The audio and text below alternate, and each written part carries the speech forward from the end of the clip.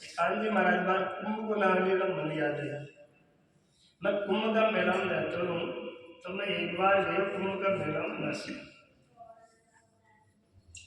और बेटा रुक्म संता का अखाड़ा। तो एक कथा हो रही, एक कथा के अंदर एक संत सत्संग प्रवचन कर रहे हैं। वो सत्संग प्रवचन पूरा हो जब मैं वहां से व्यक्तिगत मिली, जब मैं पूछो कि महाराज आपने शुरुआत ब्रह्म सूत्र से करी अथातो जिज्ञासा, और परिसमापन आपने पंचदशी में किया, और महाराज आपने बीच बीच में उपनिषदों के मंत्र बोले और वेद की ऋचाएं कही आपने बोली, तो आपकी पढ़ाई कितनी है? आपने कितनी पढ़ाई की? तो मैं हमारी तरफ देख मुस्कुराने लगा और बोला कि ये सब चीज आपने भी पढ़ी है क्या? नहीं महाराज मैंने पढ़ी, यहाँ समझी रहा हूँ। भौतिक विद्या का पढ़ेगा आप बोले जी ढंग से मान समझ में होना यार। मैं बोला तो हाँ थे, बोले जी मैं भी बोला, मैं किताबों में लिखे जी बोला, बात समझ में होना है।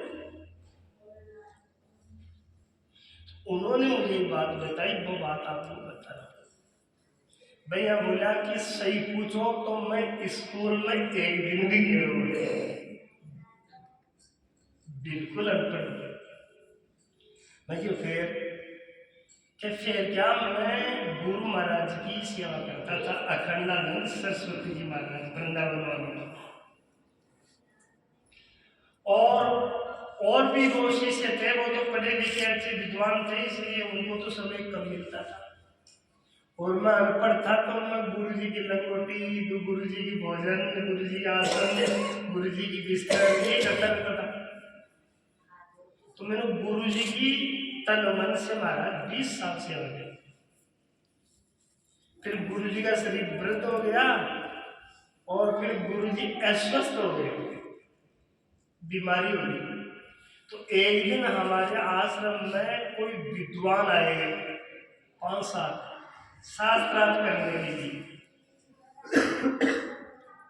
तो मेरे को आके बोला भाई यहाँ हम शास्त्रार्थ करने आए।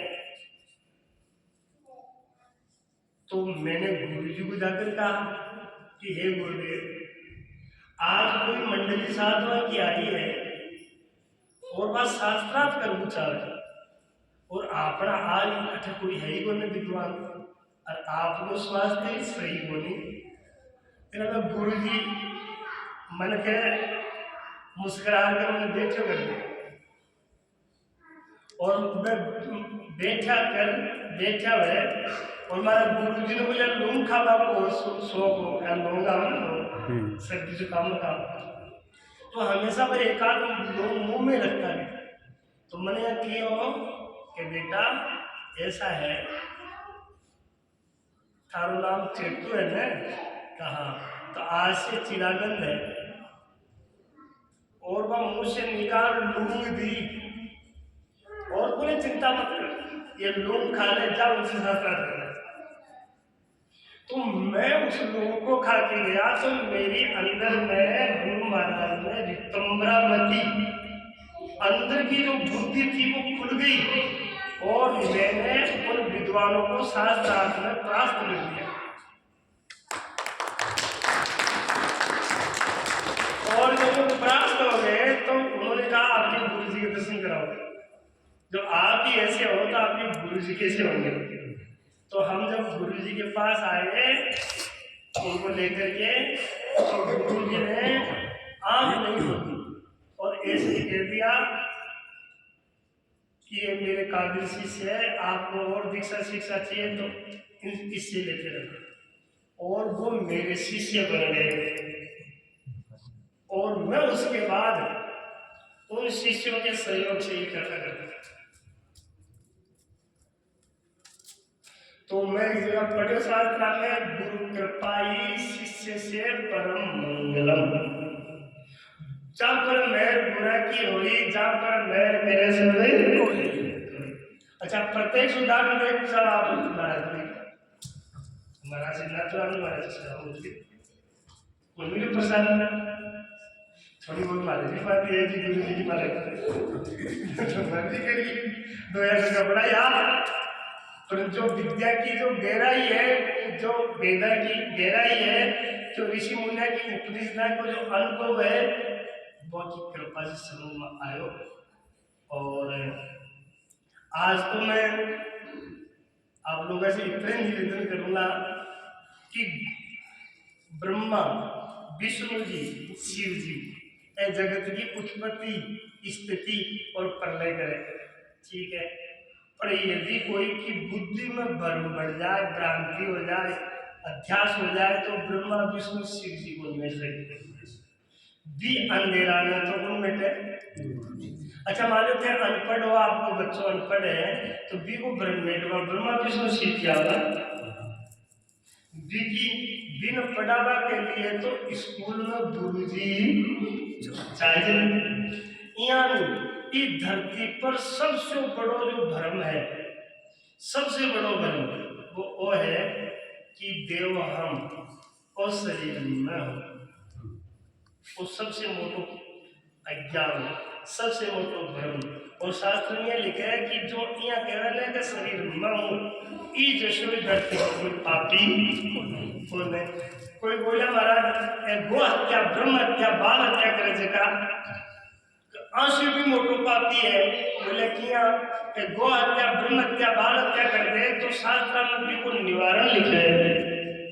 पर देव हम की अंधेरा में कोई मरण है इको कोई शास्त्र में निवारण नहीं कौन लिखो। पहलो अज्ञान ये शरीर मैं हूं और दूसरो अध्यास पहलो अध्यास और दूसरो है फिर वो अध्यास तो 90% लोगों में है 9% लोगों में कौन है क्योंकि धर्मात्मा आदमी आ जाना है, धर्मात्मा पुरुष है ना वे आ जाना है कि वो शरीर में कौन है। यदि शरीर में हो तो यदि ये शरीर न होता तो फिर मैंने यहाँ इतना दान किया, धर्मशाला बनाई, आश्रम बनाए, भंडारे लगाए, ये कौन बोलेंगे इसका पुण्य कौन है। इसका मतलब यह है कि शरीर तो यहीं जला दिया जाता है, यहीं गाड़ दिया जाता है, समाधि लगा दी जाती है, जल प्रवाह कर दिया जाता है, लेकिन इसमें से जीव निकल करके अपने किए हुए कर्मों को आगे स्वर्ग और नरक में भोगता है। इसलिए शरीर तो मैं नहीं, मैं तो जीव हूँ और लोक पर लोक में जाता हूँ। इसलिए पहला अध्यास तोड़ना है देव अध्यास और दूसरा अध्यास पड़ गया जीवाध्यास कि मैं जीव हूँ और मैं इस लोक को छोड़ करके शरीर को छोड़ करके परलोक जाऊंगा, वहां सुख दुख भोगूंगा और फिर लौट जाऊंगा। तो गुरु की को नाम है यूँ तो सारा ही गुरु चौका है, कोई ऐसा पता सुधा दिया भाई गुरु की चौका है, कोई गुरु शरीर में निरोग रखा योगा बता दिया भाई भी गुरु चौका है, कोई स्कूल में पढ़ा दिया भाई भी गुरु चौका है, कोई काम गुरु सिखा दिया भाई भी ठीक है, सभी गुरु है, सबको सम्मान है, सबसे लाभ है। लेकिन शास्त्र लिखा है कि गुरु कौन कि इस अध्यास को तोड़ दे, इस अध्यास को हटा दे और गीता को यथार्थ समझा दे। गीता में भगवान कृष्ण के हे अर्जुन वृषवंशियों में मैं कृष्ण हूँ और यदुवंशियों में मैं अर्जुन हूँ और कवियों में मैं शुक्राचार्य हूँ, मुनियों में मैं व्यास हूँ, घोड़ों में मैं उच्च सर्वा घोड़ा हूँ, हाथियों में मैं एरावत हाथी हूँ। आवाज लिखी गीता जी। अच्छा आप गीता पढ़िया या सुनिया तो एक समझ होते बात में कि भगवान कृष्ण कह रहे कि मैं कृष्ण हूँ, अच्छा तक तो समझ में आ रहा है। बाद में आपने कहूँ कि भाई मैं मनुष्य हूँ, साधु का भेष में हूँ या मैं आप लोगों को सहयोगी हूँ, मित्र हूँ, सेवक हूँ, आप तो बात समझ में आ जाए। पर थाना में आपको का घोड़ों में हाथी में मान जाओ। तो वो गीता में गपेड़ो तो नहीं है।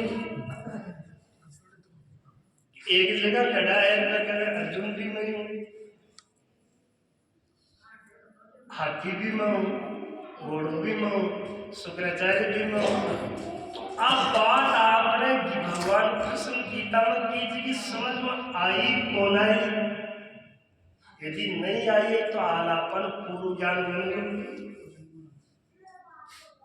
यदि इस बात में समझवा के लिए यदि केवल भगवान कृष्ण की मति काम करती, बुद्धि काम करती और काम लायक नहीं रहती तो अर्जुन ने बोल देता, अर्जुन ने ये कह देता कि अर्जुन आ तो मारो भगवान भी वास्ते अब बुद्धि मारी काम करी खाली बोल करे।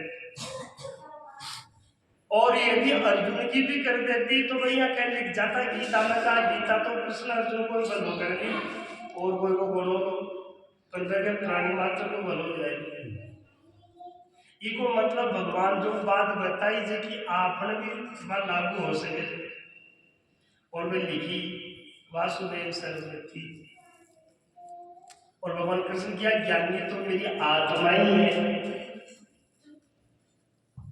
और वह कह रहे से महात्मा सुदुर्लभ है, ऐसी मति वाले ऐसे ज्ञानी महात्मा इस धरती पर मिलना दुर्लभ है। भगवान मिलना दुर्लभ है, ये नहीं लिखा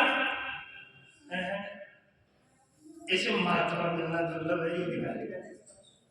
तो ये वास्ता अपन तो चिंतन करना चाहिए कि जीव काई है और यदि थके थाना अंधेरा में यदि जेवड़ी दिखाई और बात सांप को अध्यास हो तो सांप आपा खड़ा खड़ा यदि मन अंधेरा में खड़ा खड़ा बोला कि वो सर्प है तो घंटी बजाओ, मंत्र बोलो, स्वामिया बोलो, रोड़ा करो, गाली दो तो सांप जा सके। सर्प की निवृत्ति करवा के लिए कहीं जाए अच्छा प्रकाश होता है, उजालो होता है, सर्प भागो डंडा से मारना पड़ो कहीं हो उजालो होता है, सर्प के डंडा की देर मारना पड़ो ये भागो। अच्छा भागो बड़ा होई बन अच्छा कि जेवड़ी देश में हो बड़ा दिमाग में खोपड़ी में उषा इको मतलब ब्रह्म बुद्धि में और ब्रह्म निकलो भी और उजाला से निकलो। ठीक है, यानी ब्रह्म है कि मैं